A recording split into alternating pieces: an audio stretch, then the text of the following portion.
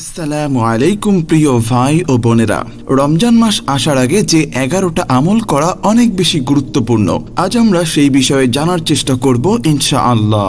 মুসলিম উম্মার দরজায় করানার চেয়ে পবিত্র রমজান মাস, আর কিছুদিন পেরোলেই শুরু হবে রমজান। এখনই রমজানের প্রস্তুতিতে বিশেষ কিছু আমলের বাস্তবায়ন খুবই জরুরি। তাহলে রমজান শুরুর আগে মুমিন মুসলমানের সেই প্রস্তুতি ও করণীয়গুলো কি? মুমিন মুসলমানকে মনে রাখতে হবে, রমজান ভোগ পণ্য মজুদ বা বাড়তি মুনাফায় ব্যবসা বাণিজ্যের মাস নয়, বরং রমজান মাস হলো কুরআন নাজিলের মাস, সংযমের মাস এবং ত্যাগের মাস। এ মাস ইবাদত বন্দেগীর মাস, আল্লাহর রহমত, বরকত, মাগফিরাত, নাজাত ও যাবতীয় কল্যাণ লাভের মাস। তাই এ মাসের আগমনের আগে মুমিন মুসলমানের বিশেষ কিছু করণীয় রয়েছে, সেজন্য এখন থেকে প্রস্তুতি নেওয়া জরুরি। হযরত মুআল্লা ইবনে ফজল রহমাতুল্লাহি আলাইহি নামে এক বিখ্যাত তাবেঈ বলেন, সালাফে সালেহিনগণ রমজানের 6 মাস আগে থেকে আল্লাহর কাছে দোয়া করতেন, হে আল্লাহ, আপনি আমাদের রমজান পর্যন্ত হায়াত দান করুন। আর রমজান শেষে আর বাকি 6 মাস দোয়া করতেন, হে আল্লাহ, রমজানে যা আমল করেছি তা আপনি কবুল করে নিন। রাসূলুল্লাহ সাল্লাল্লাহু আলাইহি ওয়াসাল্লাম ইরশাদ করেছেন, নিশ্চয়ই আল্লাহর কোনো বান্দা যে কোনো ভালো কাজ বা আমল যদি যথাযথভাবে উত্তম উপায়ে করে, তবে সে আমল বা কাজ আল্লাহ তাআলা পছন্দনীয় হিসেবে গ্রহণ করেন। তাহলে চলুন জেনে নেওয়া যাক কি সেই 10টি আমল যা করা খুবই জরুরি। নাম্বার 1, তাওবা ইস্তেগফার করা। রমজানের আগে সব গুনাহ থেকে তাওবা ইস্তেগফার করতে হবে। কোনো অন্যায়কারী যদি ভাবে যে রমজান চলে এসেছে আর আমার সব গুনাহ এমনিতেই ক্ষমা হয়ে যাবে, বাস্তবে বিষয়টি এমন নয়, বরং আগে থেকে তাওবা ইস্তেগফার করে রমজানের যাবতীয় কল্যাণ লাভে নিজেকে প্রস্তুত করা খুবই জরুরি। আর তাতে আল্লাহ তাআলা ওই বান্দার আগের সব গুনাহ মাফ করে দিয়ে রমজানের যাবতীয় কল্যাণ দিয়ে জীবন সুন্দর করে দেবেন। এজন্য বান্দা বেশি বেশি পড়বে, হে আল্লাহ, আমাকে ক্ষমা করে দিন। নাম্বার 2, রমজানের সব উপকারিতা স্মরণ করা। বরকতময় মাস রমজান সম্পর্কে কোরআন সুন্নায় যেসব ফজিলত, মর্যাদা ও উপকারিতার বর্ণনা রয়েছে, রমজান শুরু হওয়ার আগেই সেসব সম্পর্কে জেনে নেওয়া, সেসব উপকার পেতে কোরআন সুন্নার দিক নির্দেশনাগুলো মেনে চলার প্রস্তুতি নেওয়া। রমজান মাস আসছে, মানসিকভাবে বারবার এ কথার স্মরণ ও নেক আমলের প্রস্তুতি গ্রহণ করতে এই দোয়াটি বেশি বেশি করা, আল্লাহুম্মা বাল্লিগনা রমাদান। নাম্বার 3, রমজানের রোজার মানসিক প্রতিজ্ঞা নেওয়া। রমজান মাসে পরিপূর্ণ সওয়াব ও ক্ষমা পেতে মানসিকভাবে প্রস্তুতি গ্রহণ করা। জীবনভর যত গুনাহ করেছি, এই রমজানে সেসব গুনাহ বা অন্যায় থেকে পরিপূর্ণ ক্ষমা পেতে হবে, সবচেয়ে বেশি সওয়াব পেতে হবে। রমজান শুরু হওয়ার আগে এই প্রতিজ্ঞা গ্রহণ করা জরুরি। আফসোসের বিষয়, অনেক সময় পূর্ব প্রস্তুতি না থাকার কারণে রমজান পেয়েও মুমিন মুসলমান পরিপূর্ণ সওয়াব ও ক্ষমা পাওয়া থেকে বঞ্চিত হয়। প্রতিজ্ঞা এমনভাবে করা যে চাকরি বাকরি, ব্যবসা বাণিজ্য বা নিজের কাজ যেমনই হোক, আমি আমার বিগত জীবনের সব গুনাহ থেকে নিজেকে মাফ করিয়ে নেব, আমার প্রতি আল্লাহকে রাজি খুশি করিয়ে ছাড়ব ইনশাআল্লাহ।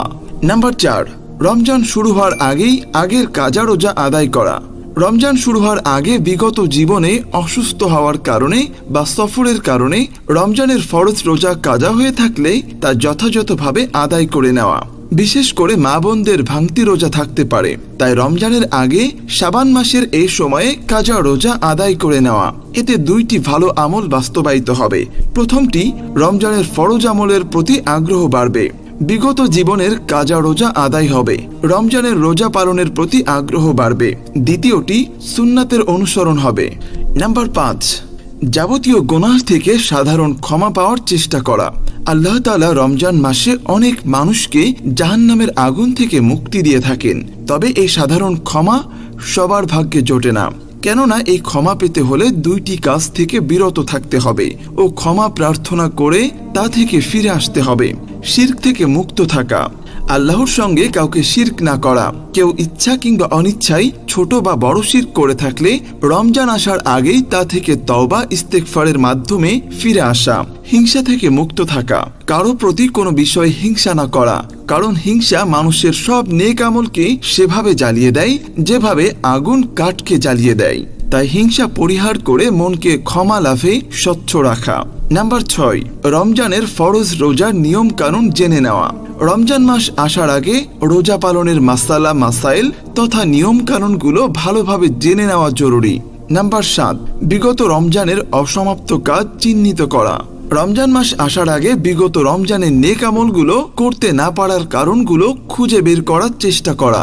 যেমন, কেন নিয়মিত কোরআন অধ্যয়ন করা হয়নি, কেন তারাবি পড়া হয়নি, কেন দান সহযোগিতা করা হয়নি, কেন ইতেকাফ করা হয়নি, কেন রোজাদারকে ইফতার করানো হয়নি, কেন 5 ওয়াক্ত নামাজ জামাতের সঙ্গে আদায় করা সম্ভব হয়নি, কেন কোরআন সুন্নাহর আলোচনায় বসা হয়নি, কেন রমজানের পরিবারের লোকদের হক আদায় করা হয়নি, কেন রমজানে পাড়া প্রতিবেশী বা আত্মীয়দের হক আদায় করা হয়নি।